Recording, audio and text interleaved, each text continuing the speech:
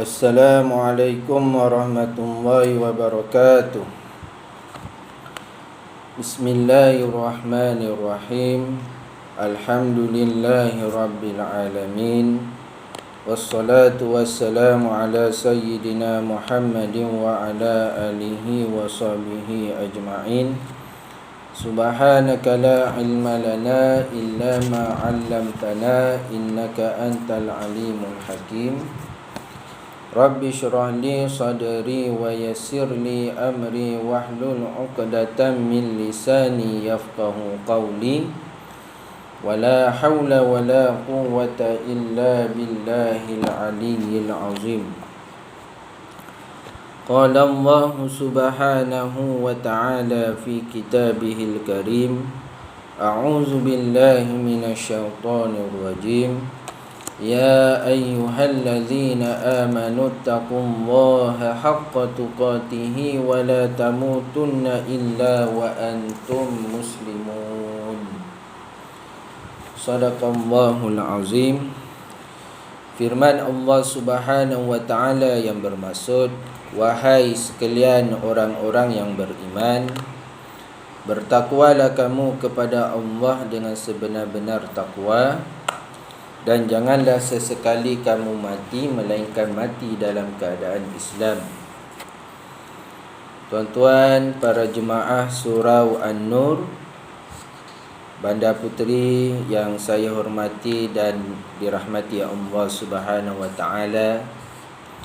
Yang saya hormati Tuan Pengurusi Surau, Tuan-tuan Imam, Tuan-tuan Bilal, Ahli Jawatan Kuasa Surau An-Nur. Seterusnya tuan-tuan, puan-puan, ahli qaryah Banda Puteri, mudah-mudahan kita sentiasa mendapat rahmat dan keredaan daripada Allah Subhanahu wa taala.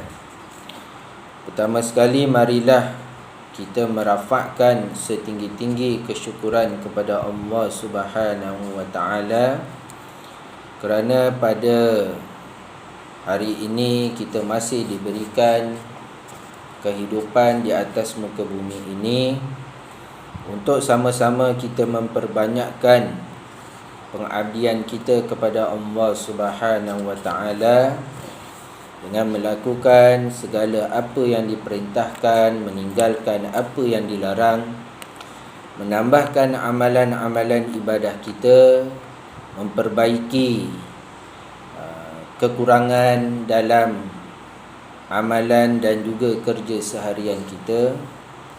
Mudah-mudahan usaha-usaha kita menjadi insan yang terbaik di sisi Allah Subhanahu wa taala.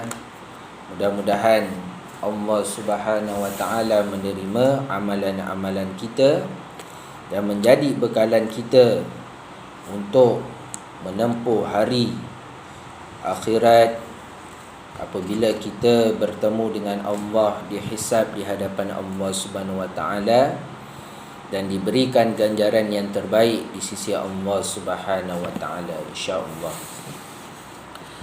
Tuan-tuan, puan-puan, ahli qaryah Banda Puteri, pada hari ini kita menyambung kembali kuliah dalam bab munakahat yang diambil daripada kitab Al-Fiqhul Manhaji karangan Imam Asy-Syafi'i, untuk kita membincangkan tajuk tentang bab talak.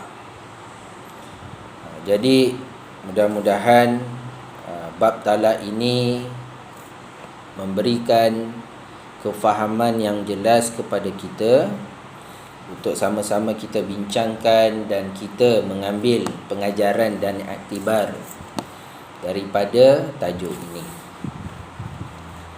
Jadi tuan-tuan, sebagai pengenalannya bab talak ini,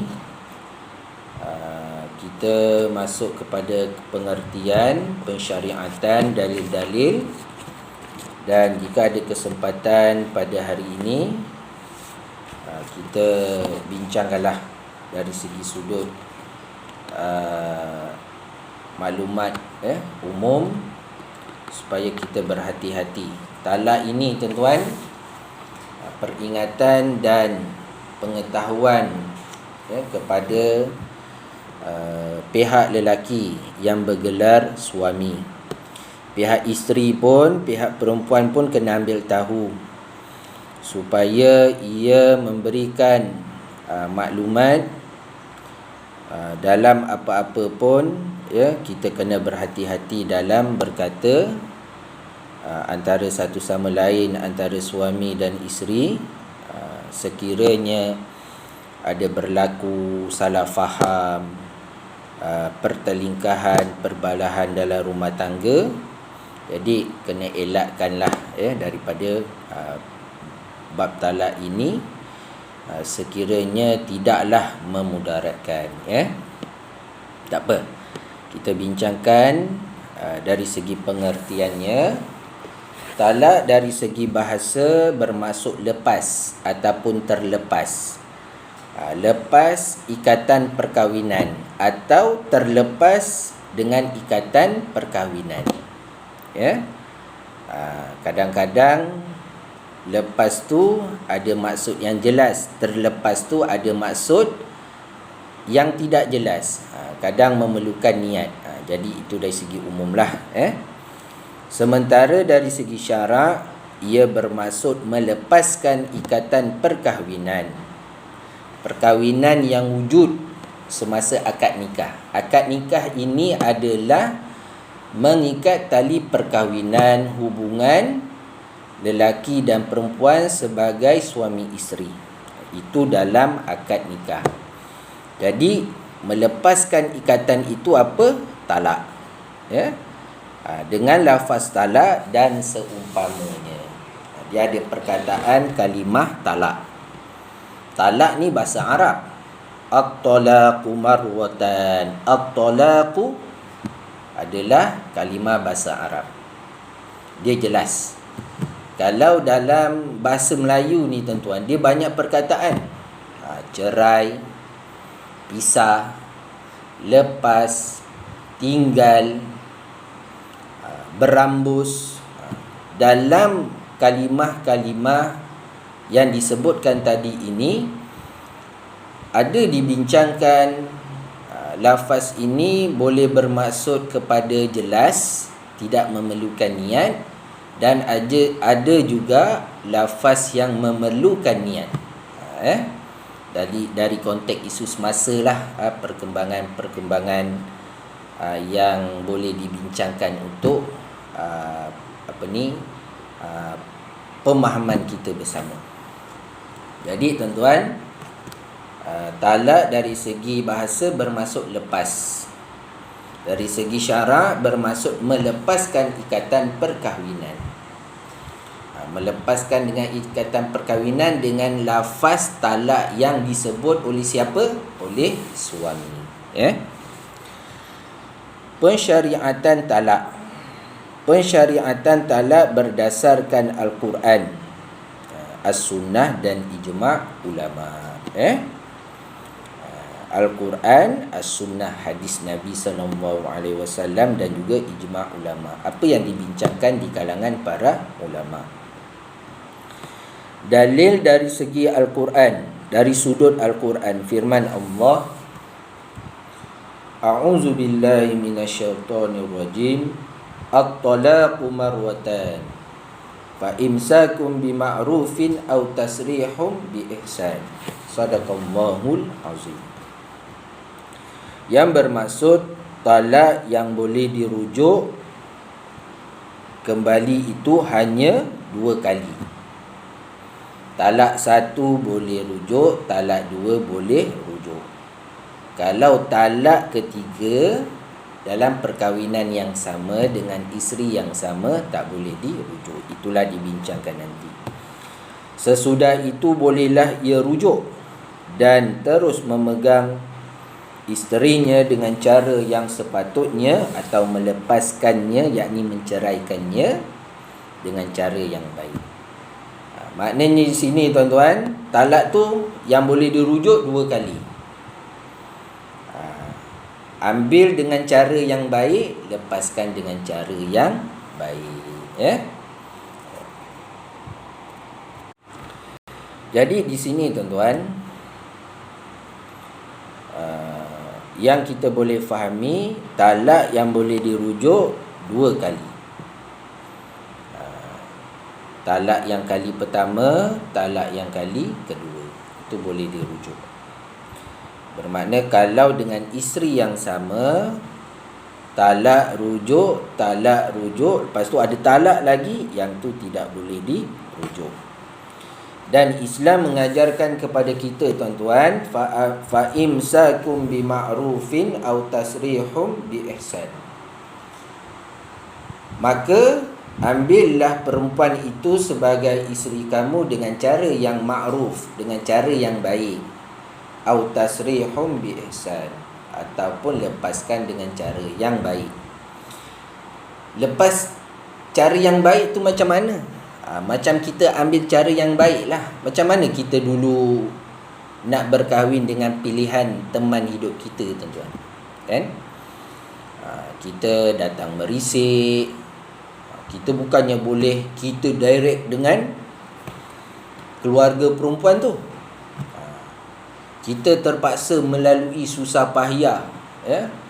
Seolah-olah ada prosedur-prosedur tertentu untuk kita nak memikat hati teman hidup kita. Sebab teman hidup kita tu sebelum bernikah, dia ada keluarga, dia ada mak ayah dia, dia ada adik-beradik dia. Jadi Islam menjaga kat situ, tuan-tuan, perasaan dan juga tanggungjawab yang kita nak pikul nanti, tuan-tuan. Sebab itu Islam minta kita berfikir supaya ambil teman hidup kita fa imsakum bima'ruf, ya, ambil dengan cara yang baik. Bukannya kita kenal, contohnya namanya Siti, kita ambil, jom kahwin aku, pedulikanlah keluarga kau, kan tak beradab. Di sini Islam mengajar kita untuk ambil dengan cara yang baik, dengan meminta izin. Fankihuhunna bi izni ahlihin. Maka kamu nikahlah perempuan-perempuan dengan izin ahli keluarganya. Dalam surah An-Nisa. Kat situ Islam mengajar kita untuk mengambil cara yang baik. Ataupun tasrihum bi ihsan, lepaskan dengan cara yang baik.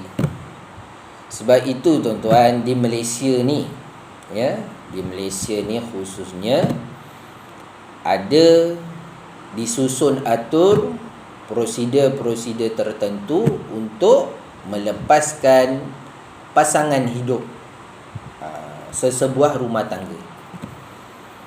Sebab itu ada proses-proses, ya, yang tertentu yang disusun oleh jabatan-jabatan agama bersama dengan mahkamah syariah, ya, supaya kita melepaskan dengan cara yang baik.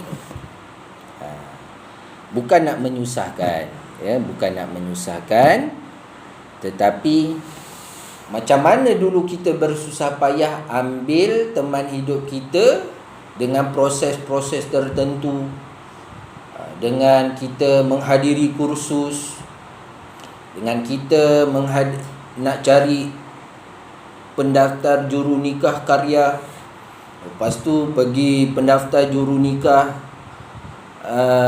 pejabat agama, sebelum berlangsungnya akad nikah. Bukannya ambil terus nikah terus. Kat situ kena kita fikir, ada kesabaran yang kita kena lalui. Jadi tuan-tuan, begitu juga dengan melepaskan dengan cara yang baik, supaya kita mengetahui, kita ni suami, tuan-tuan, saya ni suami, tuan-tuan, ya, yang bergelar suami pun saya rasa memahami, kita apabila seseorang suami itu, ya, dah jalan terakhirnya nak melepaskan, pasangan hidup kita, buatlah cara yang baik, supaya kita tahu hak-hak masing-masing selepas perceraian. Jadi tuan-tuan, seperti mana kita ambil cara yang baik, lepaskan pun dengan cara yang baik. Firman Allah Subhanahu wa taala lagi, a'udzu billahi minasyaitonir rajim. Ya ayyuhan nabiyyu idza talaqtumun nisaa fatalliquhunna li'iddatihin. Shadaqallahul azim. Yang bermaksud, wahai Nabi, apabila kamu dan umatmu, Nabi mengingatkan kepada Nabi dan juga umatmu, umat Nabi Muhammad sallallahu alaihi wasallam, syariat yang diturunkan kepada Nabi Muhammad sallallahu alaihi wasallam, apabila kamu hendak menceraikan isteri-isteri kamu, maka ceraikanlah mereka pada masa mereka dapat memulakan iddah. Dapat memulakan iddah. Di sini dibincangkan dapat memulakan iddah supaya menceraikan ataupun melepaskan isteri itu dengan cara yang baik, dalam keadaan dia suci, tidak datang haid. Itu pun melepaskan dengan cara yang baik. Kalau mana-mana suamilah nak menceraikan isterinya, ikutlah apa yang telah disusun, apa yang telah yang telah disusun oleh pihak Jabatan Agama ataupun Mahkamah Syariah.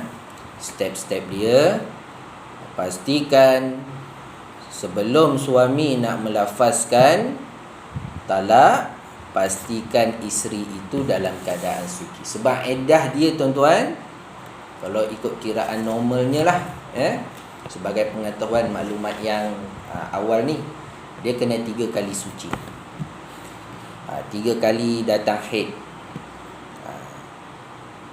supaya iddah dia tu tersusun.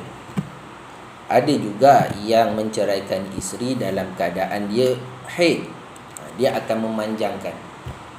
Yang suci pertama tu, tunggu dia suci, lepas tu datang haid, itu baru seolah-olah tuan-tuan memanjangkan tempoh iddah dia. Tuan-tuan, para suami yang menceraikan isteri tersebut, dalam tempoh tu lah, kalau panjang-panjang lah kena tanggung si isteri tu dalam tempoh iddah dia. Kalaulah menceraikan isteri sehingga dia bersalin dalam keadaan dia mengandung, si suami itu ada juga yang melafazkan talak, jadi kena tanggung si isteri itu sehinggalah habis iddah dia, iaitu melahirkan anak. Sebab itu kena faham situasi perempuan. Kita yang mengambil dia, kita yang menggunakan hikmat dia melahirkan zuriat-zuriat kita ni tuan-tuan. Jadi kena faham maslahat-maslahat. Jangan ambil dah tak suka, dah benci, buang macam tu saja. Tak elok. Islam tak ajar macam tu. Islam ni tertib. Sampai bab perkahwinan pun Islam susun supaya menjaga hak-hak antara suami dan isteri. Baik. Hadis dari sudut as-sunnah. Dalil dari sudut as-sunnah, qala an-nabiy sallallahu alaihi wasallam abghadul halali ila Allah taala at-talaq. Yang bermaksud sabda Rasulullah sallallahu alaihi wasallam, perkara yang halal yang amat dibenci oleh Allah ialah talak. Talak ni tak haram, dia halal, tapi perkara yang dibenci oleh Allah Subhanahu wa taala. Kenapa? Dengan talak ini antara dua jiwa manusia yang bersatu tiba-tiba terpisah, berpecah belah. Sedangkan Allah Subhanahu Wa Taala meminta kita bersatu padu. Kukuhkan perpaduan itu dalam rumah tangga. Wa'tasimu bihablillah wala tafarraqu, hujung ayat dia tuan-tuan.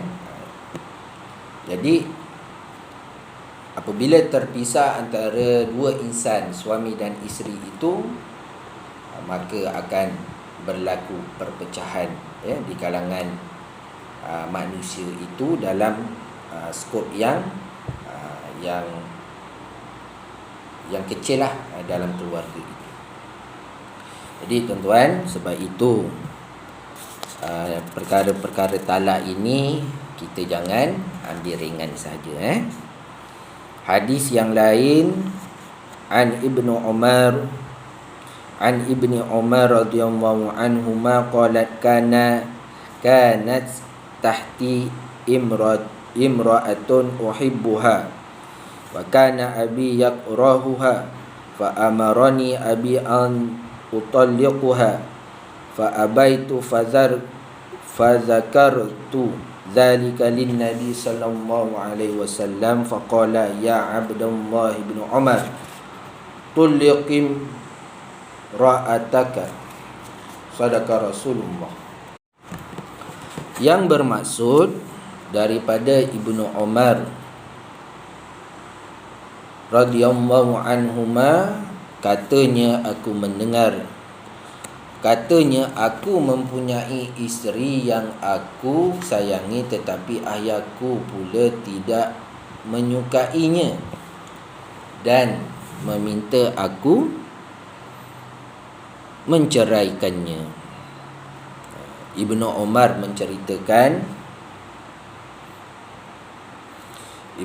menceritakan bahawa dia ada seorang isteri, tapi ayahnya tak suka. Ayahnya siapa tuan-tuan? Umar lah, Umar Al-Khattab tu. Tapi Ibnu Umar ni tuan-tuan, aku enggan. Lalu perkara ini diberitahu kepada Nabi. Ibnu Umar ni mengadu kepada Nabi, aku ada seorang isteri tapi ayah aku tak suka. Ibnu Umar ni minta pandangan daripada Nabi sallallahu alaihi wasallam. Baginda bersabda, wahai Abdullah bin Umar, ceraikanlah isterimu itu. Yalah, mungkin ada sebab-sebabnya kenapa Ibnu Umar ayahnya tak suka pilihan anaknya memperisterikan isteri itu. Bila mengadu kepada Nabi, Nabi memberitahu kepada Ibnu Umar, ceraikanlah isterimu itu. Adalah sebab-sebabnya tertentu yang tidak dibincangkan dalam hadis ini. Baik tuan-tuan, dari sudut ijma', semua ulama sepakat tentang pensyariatan talak tanpa seorang pun yang berkecuali. Maknanya setiap lafaz-lafaz talak yang diucapkan oleh para suami yang boleh menjatuhkan talak, ulama bersepakat, ijma' ulama sepakat, suami yang melafazkan talak itu tetap berlaku perceraian. Tiada siapa pun yang berkecuali. Jadi tuan-tuan, hikmah pensyariatan talak kita baca sedikit Perkahwinan adalah untuk mengekalkan kehidupan berumah tangga pasangan suami isteri. Matlamat perkahwinan itu adalah untuk menyatukan hati antara lelaki dan perempuan yang mana gelarannya adalah suami isteri. Allah telah mensyariatkan pelbagai hukum dan adab perkahwinan untuk menjamin pengekalannya serta menyuburkan hubungan mereka. Macam mana kita susah payah nak mengambil pasangan kita tuan-tuan, sampailah kita bermula daripada merisik, bertunang, kita nak kumpul belanja, kita nak bagi duit mas kahwin, kita nak menghadiri, kalau kat Malaysia ni kita nak menghadiri kursus, nak memahami hakikat dan matlamat rumah tangga. Rumah tangga ni, bernikah itu bukan hanya semata-mata keseronokan, menghalalkan hubungan, tetapi selepas itu tuan-tuan, ya, perkahwinan ni matlamatnya adalah untuk masing-masing memahami tanggungjawab yang sedia ia pikul, sama ada sebagai suami dan juga sebagai isteri. Dan tempoh tanggungjawab yang dia pikul sepanjang tempoh perkahwinan itu, dia kena hadapi, dia kena pikul, dan dia kena memahami antara satu sama lain. Bila dia nak memahami itu, ada aspek-aspek yang lain yang kita kena selami, dengan sifat sabar, dengan sifat menghadapi kerenah-kerenah antara satu sama lain, ya. Supaya apa tuan-tuan? Dalam perkara-perkara ini dapat mematangkan, ya, pasangan antara suami dan isteri. Sebab itu tuan-tuan, ya, anak-anak kita yang nak berkahwin, ya, bila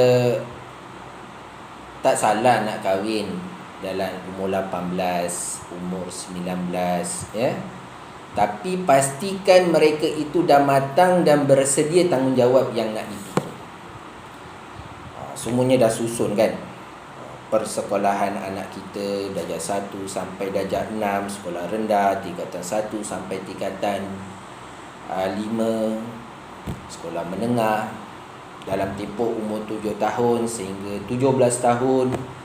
Anak-anak kita bersekolah. Bila masuk umur 18 tahun, dia ada satu alam yang lain, iaitu alam untuk mempersiapkan dirinya bertanggungjawab sebelum menghadapi tanggungjawab perkahwinan itu. Sebab itu tuan-tuan, kita kena faham dan kita kena akui hakikat. Yalah, kadang-kadang anak-anak kita kan, mak ayah bekerja, mak ayah kita bekerja, kan.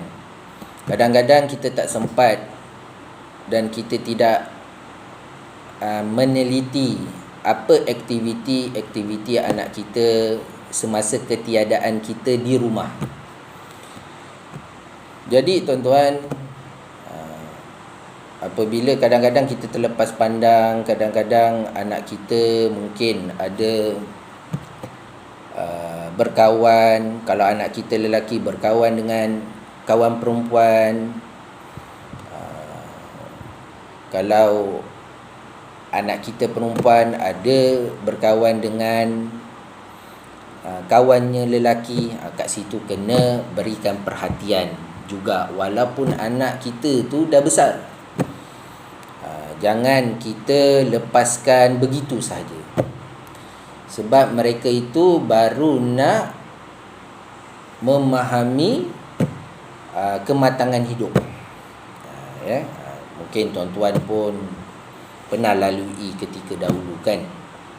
Jadi kita dulu sentiasa dipantau mak ayah kita, kita kena diingatkan. Sekarang ni tuan-tuan, ya, apabila berlaku pergaulan antara lelaki dan perempuan, macam-macam, ya, perkara yang tak baik mungkin akan berlaku, seperti perzinaan, seperti pembuangan bayi, disebabkan kita tak kawal lah, Jadi tuan-tuan, bila dia dah memahami tanggungjawab dia, dia dah mengumpul aset-aset dia, bersedia menghadapi saat-saat dia nak melalui alam bahtera perkahwinan ini, pastikan persediaan untuk kita, untuk dia menghadapi perkahwinan itu, tanggungjawab perkahwinan itu, dia dapat melaksanakan tanggungjawab dia. Jangan contohnya lah, lepas sekolah, tahun depannya nak kahwin. Saya tak kata salah. Saya tak kata salah. Tetapi apakah kadang-kadang bila dia dah nikah nanti, macam mana keadaan kematangan yang dia nak hadapi. Kadang-kadang nikah bawah umur ni tuan-tuan, banyaklah juga kan. Tapi banyak-banyak juga itulah yang banyak bercerai kan. Sebab tak matang. Kadang-kadang saya tegur kan, sama ada lelaki ke perempuan. Terutamanya saya tegur lah anak-anak perempuan ni kan. Tanya, yang umur 15 tahun, yang umur 14 tahun, kamu ni dah bersedia ke nak jadi seorang ibu, nak menjadi seorang isteri? Dah bersedia ke kena sepak terajang suami? Bukan kita nak fikirkan yang baik-baik itu tuan-tuan. Kadang itulah dugaan-dugaan yang takut tidak mematangkan anak-anak kita. Bila tak matang tuan-tuan, kurang sabar, itulah yang berlaku banyak perceraian di kalangan masyarakat. Jadi tuan-tuan, saya rasa sekadar itu saja. Ambillah hikmah pensyariatan tu, kena tahu tujuan dan matlamat perkahwinan itu, dan juga kena memahami tanggungjawab apabila berlaku perceraian dan selepas itu tuan-tuan. Jadi tuan-tuan, saya rasa sekadar itu sebagai mukadimah tentang bab tajuk talak ini, untuk kita memahami, dan insya-Allah kita akan sambung di masa yang lain. Cuma ingatan saya tuan-tuan, apa pun masalah yang kita hadapi, kekurangan yang kita hadapi, dan mungkin kepayahan yang kita hadapi, kena tegur dengan isteri ke, kena letih dengan isteri ke, mana-manalah. Jadi kat situ kena kuatkan kesabaran kita tu. Sebab itu bila bermulanya akad nikah tuan-tuan sah, kita kena tekad dan azam. Bermula daripada itulah kita kena jaga sungguh-sungguh perkahwinan kita dan tunaikan tanggungjawab kita dengan betul, dengan baik. Ada masalah, bincang supaya isteri faham. Kalau kita berdiam diri, isteri tak faham, itu yang dia punca beletik. Bila dah beletik, kita kurang sabar, senang-senang kita ucapkan talak. Tak elok macam tu.